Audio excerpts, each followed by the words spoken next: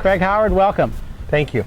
Now, we want to let the members know what is going on with this enlarging of the putting green.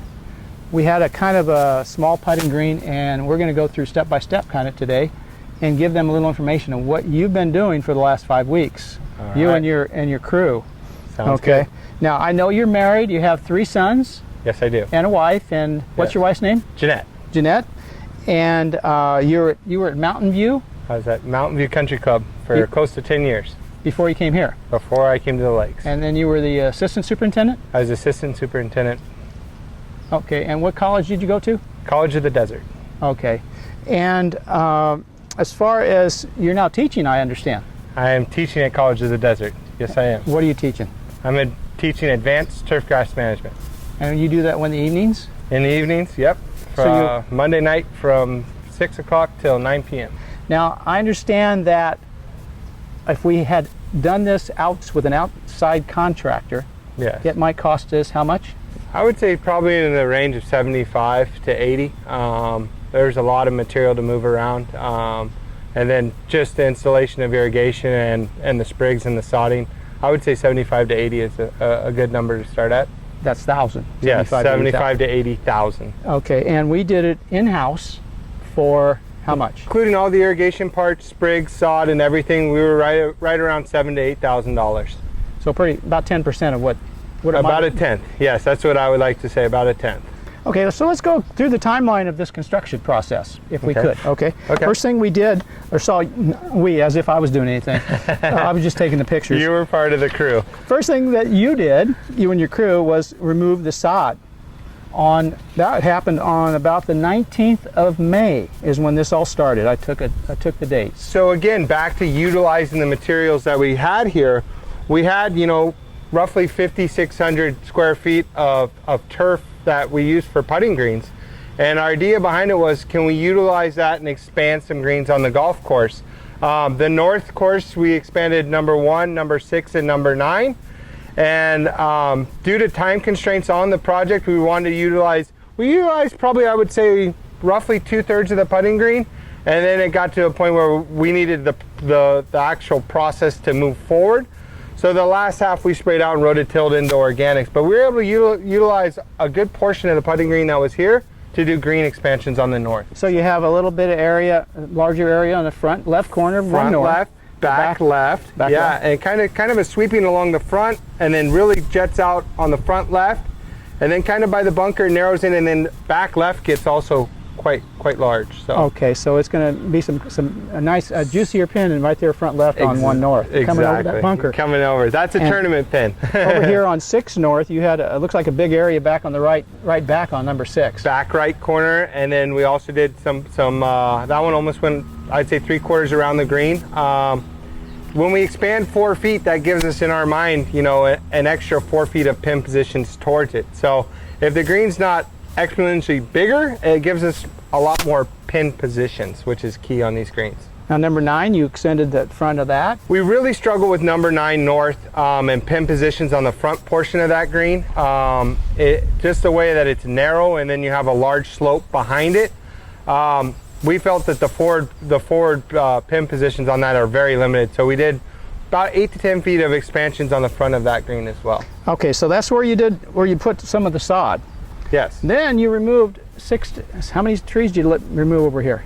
So to start the project, we removed 8 of the palm trees that would have had very detrimental effect on the growing grass on the green. They were kind of against this section here and where the mound was. We had them removed. We removed the root balls on 3 of those that are currently on the green, and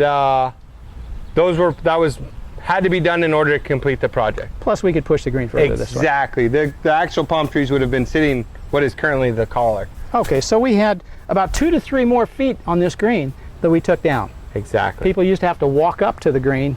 Yes. And now they could just walk straight over to the green. And of course we already told you where the dirt went, to the back of the range, and then it went in the flower beds too. It did. And we filled a lot of those. They needed some soil. And then you removed the drainage tile. You dug down and took out the drainage tile. That was one of the most time-consuming parts of the process. Was we had it once we got down and we got in through the dirty layer. We had what was tile drainage. It's perforated pipe, and that was surrounded by gravel. And when we found out is doing it by hand was the only way to do it. The tractor, all it did was push more and more gravel to each layer down. So after we dug out all the drainage tile, we actually did the whole entire existing, or the existing putting green we had to clean by hand. That was a week-long process. And you had the herringbone design. We did have the herringbone design, and you could actually see from, I think you have some pretty good shots of it, of where the two existing greens used to be from what I saw. The herringbone on one side showed this green, and the herringbone on the other side, to me, looks like from the original design where there was once two greens here, correct? There was back in 86. So the center between those two areas is what we found was actually native soil. So yeah, there used to be a chipping green at that end, putting green here. And in 2000, when Damien came around, Damien Pascusa redid it. He made this whole green. He took that out and made this whole green. Since we had a short game area out on the south. Perfect. Okay, so you did the remove the drainage tile and then the gravel, and then you started doing the rough shaping of the green with the big bulldozer. We did. So we utilized the hill that was over there. We had to take out so much soil and gravel out. We ended up bringing a lot of that hillside back across. The process of grading, you know, we used our own loader. We didn't rent any pieces of equipment. It was time consuming, but at the same time, it gave us a good idea of exactly step by step. We didn't get ahead of ourselves. We did it in a real thought out process of how we wanted to move the soil around. Then you did the fine shaping? Then we did the fine shaping. The fine shaping actually went fairly quick. You know, we had our sand pros out there with some leveling devices. Everyone thinks that the putting green is going to be really, really flat just by looking across it, but actually on the green there's 0 areas with 0% slope. We did that so water doesn't sit. When water sits on a putting green, you get algae, you get a lot of detrimental effects of that. So we have a lot of subtle slopes, and then as you go to the far end, we have some 2.5 to 3 degree slopes. So to get people ideas what that's like, if you go to 6 South in that front left area of the putting green, where we sometimes have some pin issues, that's a 2.8 degree slope. So that's about the maximum we wanted to have on this green, just because we've seen what that effects are. Okay, so the next process, you set the sprinklers. You had to trench. We did. Guys were trenching all the way around the green, and you had 2 different rows of sprinklers. You got one sprinkler to do the sod. We actually have 3 rows we had to do. So we have a looped main line, which connects all of our larger heads and valves for our smaller heads. And we also had to put a head in the middle of the green, which everyone, you know, when it's all said and done, it won't be an issue. But the main concern with a head inside your green is, what if it breaks? Mm-hmm. And what does it do to the green? So we actually put that head on a valve. So that way, if it was ever to break, it only runs for the given amount of time that it would not completely run. You know what I mean? It's not continuously underwater, under pressure. So smart.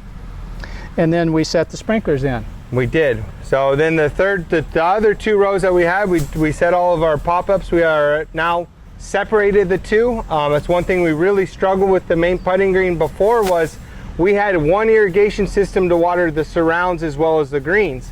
So the surrounds were either really dry or the green was too wet. What we needed to do was to be able to water the surrounds as surrounds and the greens as the greens, because they're 2 different types of grass and they need different water requirements. Okay, and then of course, then you laid the surrounding sod a couple days ago. Yes. So the sodding process and the last steps extremely, it went extremely quick. You know, the sodding was about 4 hours to lay 8 pallets of sod around the outside. And then we quickly followed that up with sprigs the following day. We put out 120 bushels of sprigs in right about 4 to 5 hours. And I got to give credit throughout this whole process to my wonderful crew, because without them, I'm nothing.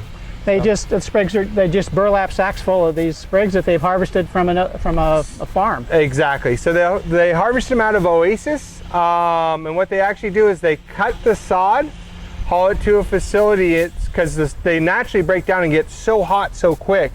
So at 3 or 4 in the morning, they chop them up into what we call sprigs, which is just finely sliced sod. It's stolons and rhizomes that grow out of Bermuda grass that allow us to do this. And they bring them on over and burlap, and by hand, we go out there and we spread them by hand. 15 guys in my crew were out there for 4 hours and did a magnificent job.